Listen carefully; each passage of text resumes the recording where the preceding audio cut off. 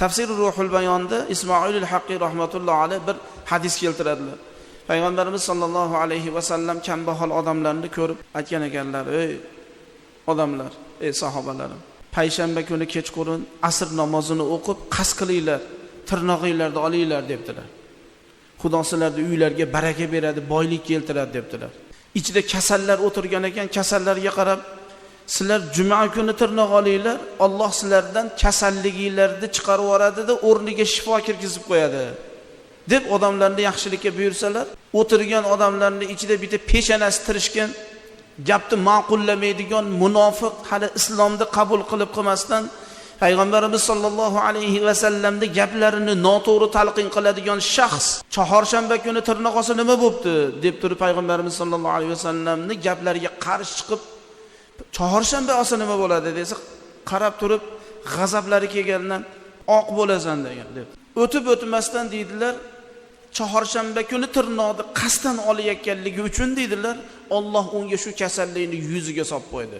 Natijada deydilar, Ismoilul Haqqiy rahmatullohi alayh chorshanba kuni Payg'ambarimiz sollallohu alayhi va sallamning mana bu gaplari bilan tirnoq olishlik makruh bo'ldi deydi. Bitta qaytaruvlari bilan makruh bo'ldi. Payshanba kuni asrdan keyin olsangiz boylik keladi, juma kuni tirnoq olsangiz Alloh sizga kasalligingizni chiqarib o'rniga shifoni Alloh kirgizadi degan hadisi sharifni Payg'ambarimiz sollallohu alayhi va sallam bizga bayon qildilar. Nimaga buni keltirmoqchiman, muhtaram jamoat? Nima uchun? "Va ma atakumur rasul fakhuzuhu va ma nahakum anhu fantahu wattaqulloh innalloha shadidul iqob" deb Alloh Qur'onda aytayapti.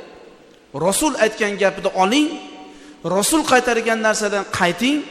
Agar siz Rasul qaytargan narsadan qaytmasangiz, biling Allohning azobi qattiq. Bu dunyodagisi bu. Bu dunyodagisi.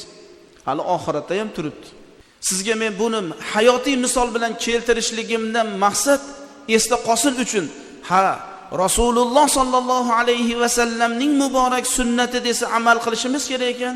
Bundan qaytarganlar desa biz qaytishlik bizga lozim ekanligini bilishligimiz kerak ekan, muhtaram jamoat. O'ylamang, bu qanaqa ekan, faloncha aytganmikin, sahihmikin, unaqamikin, bunaqamikin degan gumonga borsangiz, haligi munofiqga o'xshab qolasiz. Sizga imom aytayaptimi, ahli ilm aytayaptimi, yaxshilikka chorlayaptimi, namozga, ibodatingizda bosh-qosh bo'lib bo'yniga, gardaniga olayaptimi, demak amal qilavering. Ertaga Xudoning oldida sizga odam shu masala haqida Allohning oldida javob beradigan odam imom turibdi. Imom, muhtaram jamoat, internetdan, broshuradan olib gapirmaydi sizga gapiradigan gapni.